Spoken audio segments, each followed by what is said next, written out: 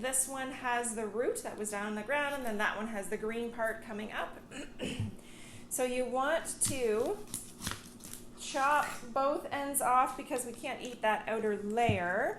But this end you only chop so that the dirty part, or the part that's going to all fall apart, comes off. So see, I just chopped a very, very little bit. If you chop much more of that, because the onion is a fruit in layers, if you chop lots more of that, the layers are going to fall apart as you're cooking, or as you're cutting. So you're just going to take that off, and then with your knife or with your fingers, you're going to peel off all of those layers that are dry. Now that outside layer used to be soft, and as it was growing it was very tender, but to protect itself from any bugs or any winds, or it had to dry up. So that's why the outside layers are drier. And the inside layers, sometimes there's parts of it that are drier as well. So you just want to peel those off. So there you have it. It's all sticking well together, and all of those parts are very nice and moist. So what you're going to want to do is you're going to want to cut it in half, halfway through that root. Okay, so now that really wasn't all that halfway, but we've got half of this. You can see the layers of onion in there. Because it's in layers, it's going to help you lots when you go to chop it. So what you're wanting to do, again, if you're using the knife, you want to make sure that your fingers aren't pointed out like that. You want to make sure your fingers are in. Your knife is going to be guided by your knuckles.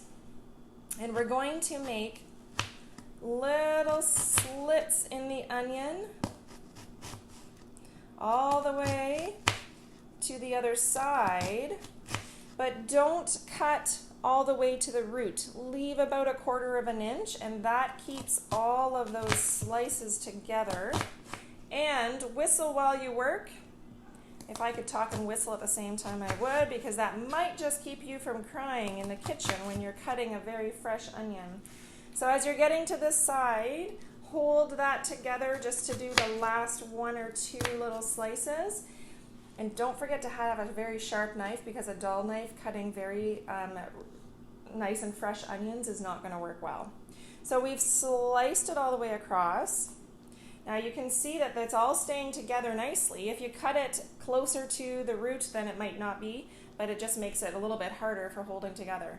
So now all we have to do, and actually for this part I like to use a large knife, because you can keep the tip down on your cutting board, and you can just move it along your onion, and the weight of the knife helps to cut your onion a little bit more than a smaller knife would.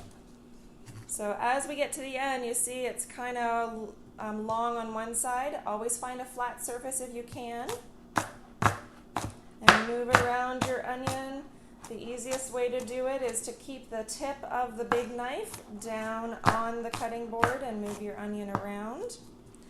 And now, because the onion was in layers, you can see that every piece is about the same size.